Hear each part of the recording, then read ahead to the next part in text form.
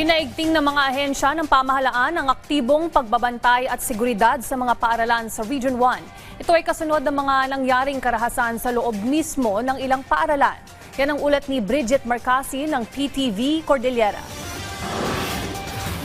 Sa sunod-sunod na insidente ng karahasan sa loob ng paaralan sa Cavite at Tacloban kamakailan, may mga hakbang na agad na ginawa ang mga lokal na pamahalaan at kapulisan sa Region 1 para paigtingin ang presensya ng pulisya sa loob at labas sa lahat ng paaralan sa rehiyon. Sa Pangasinan, nadagdagan ang bilang ng mga pulis na nagsasagawa ng regular na pagpapatrolya para masiguro ang seguridad ng bawat estudyante at para na rin sa agarang pagresponde sa anumang emerhensya at kaganapang nakakaabala sa mga mag-aaral. Layon nito ang ligtas na kapaligiran upang matutukan ng mga estudyante ang kanilang pag-aaral ng walang pangamba sa kanilang seguridad. Meron i-assign si Director per school and more especially sa mga high school. At yung mga critical area, lalong-lalo.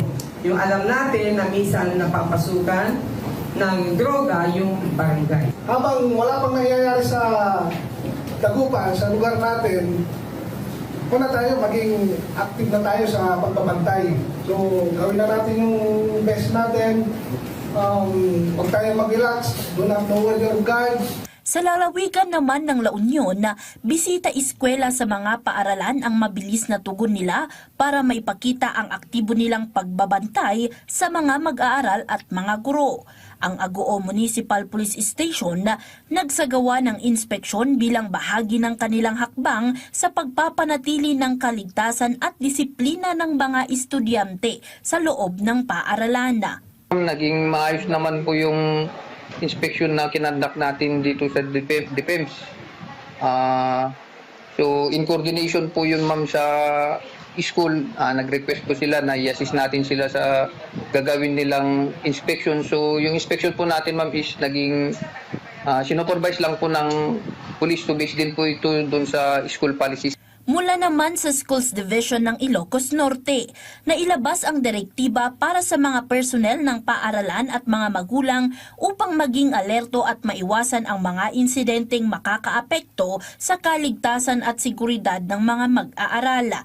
Ayon sa SDS, may isinagawang orientation sa bawat paaralan ukol sa disiplina, dahilan kaya naniniwala silang walang bullying sa kanilang lalawigan. Pinag-aaralan din nila ang isasagawang procedure para sa pagpapatupad ng kapkap at pagsusuri sa mga kagamitan ng mga estudyante bago sila pumasok sa paaralan. Sakbay kumapo nga mapandigitan na kayo da kayo nga parents akit kita nyo matan ati bag digitaan na kayo nagyan na ken mabagbagaan da kuman. Iginiit naman ng Police Regional Office 1 na mahigpit nilang ipatutupad ang kanilang tungkulin para sa mapayapang pag-aaral at oportunidad ng mga estudyante. Bridget Marcasi para sa Bayan.